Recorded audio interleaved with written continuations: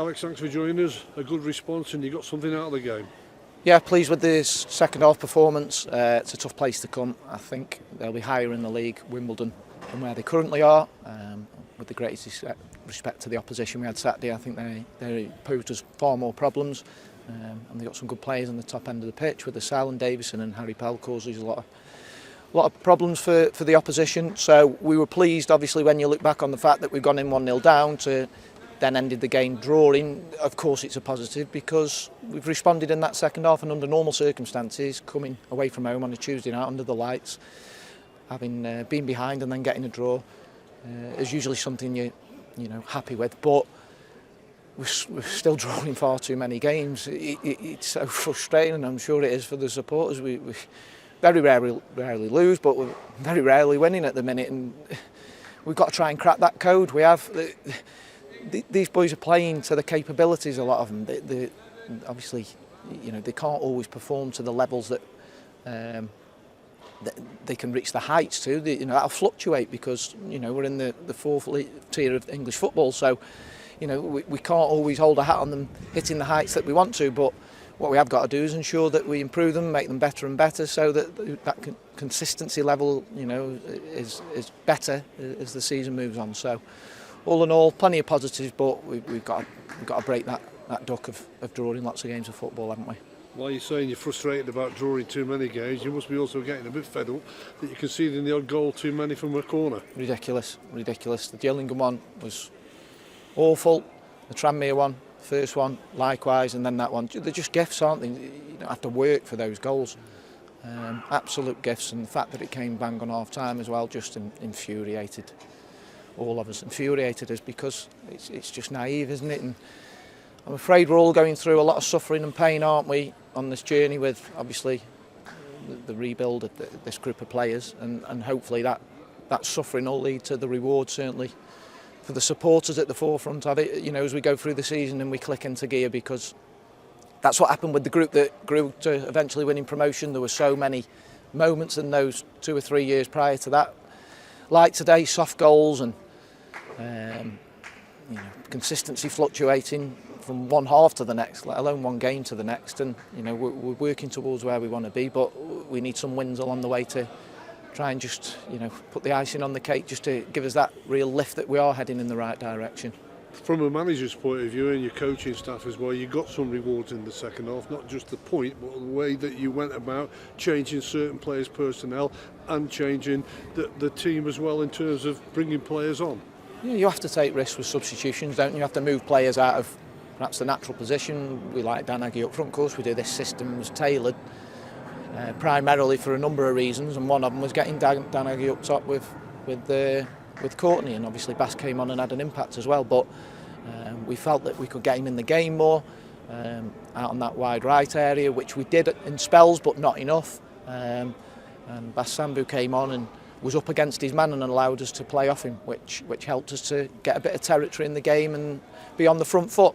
And obviously Lachlan came on and had an impact as well. Tabs was out on his feet, and that's the worry with him. We can't break him. I've had loads of people asking me since Saturday, why did you bring him off? Because the game chair. I know it did. I didn't want to bring him off. He was our best player. I'd loved to have been on for 95 minutes, but he was pleading with 10 minutes before he came off to come off, and we said, no, just give us another 10. He was out on his feet, and he's not going to last games yet. He's just not. He's an 18-year-old boy still growing into his body, and we've got to make sure we don't break him along the way, and that'll be the same for all the young players. Yeah, Pete picked up on that. He said he's been probably arguably our best player again tonight, but he had to come off because of the way he is physically, of where he is and where he wants to get to. But just going back to Basala Sambu, you've been waiting for a performance like that. You've given him some opportunities, but his second half performance give you food for thought. Yeah, absolutely. I think all the subs came on and impact, didn't they? And they've got to. We've got a small squad. There's no getting away from that, and it's limited us in earlier games in the season when we didn't have as many bodies as we did now, and ultimately it contributed towards us losing points late on in games. Stevenage, Mansfield, Northampton, to name but three.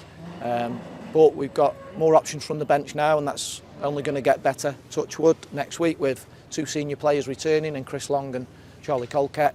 And we need to add goals, don't we? Because whilst we've we've had plenty of games lately where we've scored one goal in the game. It's not enough to win you the games, and therein lies the problem why we're drawing games. And he's going to have a goal threat, isn't he, Chris Long? So we need goals from other areas of the pitch. That's a great bit of news that you're saying there, that Charlie Colker and Chris Long are joining the squad. Fingers crossed they can have a real impact now.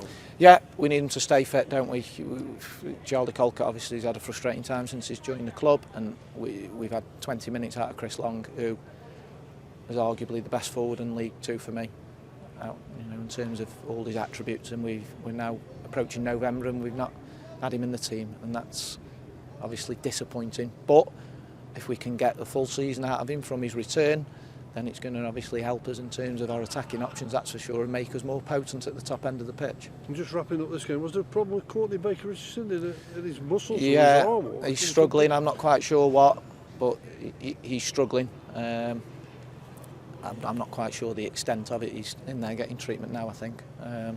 So hopefully he'll be okay, because it's always the case, isn't it? Just as you look forward to bringing some players back from injury, others then get injured. You never get your full quota, do you, in football, because it's a contact game, and it was a brutal old game tonight. It was physical, wasn't it?